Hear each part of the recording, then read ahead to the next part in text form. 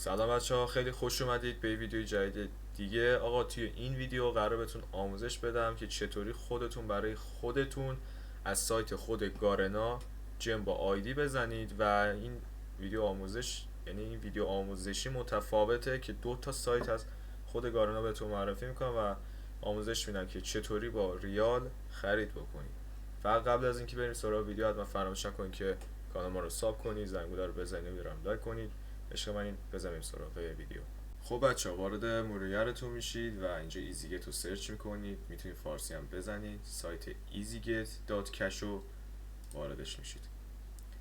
بعد از اینکه واردش شدید وارد بخش محصولاتش میشید و روی الماس فری فایر میزنید. اینجا خودتون مستقیم برای خودتون جم میزنید و جمش هم به صورت حالا واریز با آیدی هستش، خودتون میرید حالا کدش رو میزنید و برای خودتون جم میزنید. من یه نکته رو بگم، توی این سایت 110 جم ارزون تر از 100 جمه. 100 جم 67900 تومنه، 110 جم 64900 تومن. 110 جمی بزنید و فکر کنم 220 جم و 210 جمش هم همین طوره، دقیقا ارزون تره. خب حالا ما برای فرض مثال میخوایم 110 جم بگیریم. رو اون محصولتون کلیک میکنید، افزودن به سبد خرید رو میزنید، تا ادامه میرید، تا مرحله پرداخت میرید. بعد از اون وقت که پرداخت کردید به شما یه کد جم میده. اون کد جمو که داد پیش خودتون نگه دارید، تو کیبوردتون کپی کنید یا حالا توی نوتاتون اون قرار بدید. اینجا گفته کد 110 جمی قابل استفاده در این سایت alltopup.co. این آدرس رو میایم وارد میکنیم و وارد سایتش میشیم. وقتی که وارد شدید تاپ آپ ووچر رو میزنید. اگه ببینید من اینجا کلی جم زده بودم برای خودم و حالا چند تاشم ایرور داده بود اون موقع، ولی خب الان اگه ببینید قبلا اسم اکانتامو متفاوت عوض کردم تا رسیدیم به این. خب اینجا پلیر آیدی زده، آیدی بازیکن رو وارد میکنید، آیدی اکانتتون رو. آیدی رو وارد کردید، اسمش هم میاره که مطمئن بشید همون اکانت. الان اینجا از شما یه ووچر پین میخواد. خب این ووچر پین همون کد جم است که بهتون داده. وقتی اینو وارد کنی این پایین میاره مثلا 100 به اضافه 10 جم که تاپ آپ رو بزنید، اینجا میاره براتون و این ساکسسش رو میخوره و تمامشه و میره. بچه هم از سایت های دیگر هم بهتون نشون بدم. اینجا ببینم، آها مثلا اینجا یه اگه بخواید 2200 جم بزنید گفته اینو تو سایت شاپ تو گیم میتونید بزنید. شاپ تو گیم به چه صورته؟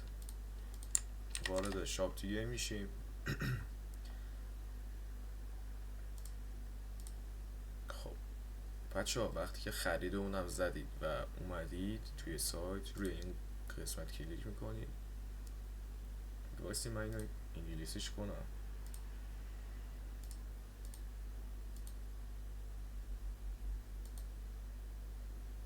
نمیشه.